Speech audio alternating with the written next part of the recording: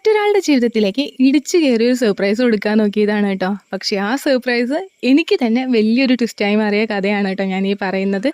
ഈ കഥയിലെ വില്ലൻ എന്ന് പറയുന്നത് ഒന്ന് DTDC കൊറിയർ സെൻ്ററാണ്. DTDC ഇതുപോലൊരു പണി എനിക്ക് തരുമെന്ന് ഞാൻ ഒട്ടും വിചാരിച്ചിട്ടില്ല.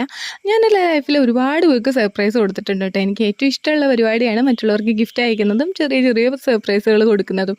പക്ഷേ ഈ സർപ്രൈസ് ഞാൻ എൻ്റെ ജീവിതത്തിൽ ഒരിക്കലും മറക്കില്ല കേട്ടോ. എൻ്റെ ഒരുപാട് നാളത്തെ കൂലങ്കർഷമായ ചിന്തയുടെ ഫലമാണ് കേട്ടോ ഈ സർപ്രൈസ് എന്ന് പറയുന്നത്. ഞാൻ ഗിഫ്റ്റ് സെറ്റ് ചെയ്തു, നല്ല രീതിയിൽ തന്നെ പാക്ക് ചെയ്തിട്ട് അത് കൊറിയർ ചെയ്തു കേട്ടോ. പെട്ടെന്ന് തന്നെ ആൾക്ക് കിട്ടണമെന്ന് എനിക്ക് നിർബന്ധമുള്ളതുകൊണ്ട് ഞാനത് പെട്ടെന്ന് തന്നെ കൊറിയർ ചെയ്തിട്ടുണ്ടായിരുന്നു. കൊറിയർ ചെയ്ത് കഴിഞ്ഞ ആ മൊമെൻറ്റ് മുതൽ തന്നെ ഞാനത് ട്രാക്ക് ചെയ്തുകൊണ്ടിരുന്നുണ്ടായിരുന്നു. കാരണം എനിക്ക് എൻ്റെ എക്സൈറ്റ്മെൻറ്റ് ഒട്ടും അടക്കി വെക്കാൻ പറ്റുന്നതേ ആയിരുന്നില്ല.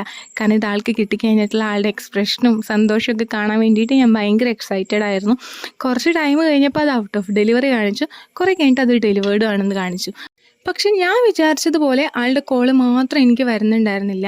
ഈ വീഡിയോ കുറച്ച് ലെങ്തി ആയിപ്പോയി. ഇതിൻ്റെ ബാക്കി കഥ ഞാൻ അടുത്തൊരു വീഡിയോ ആയിട്ട് അപ്ലോഡ് ചെയ്യാവേ.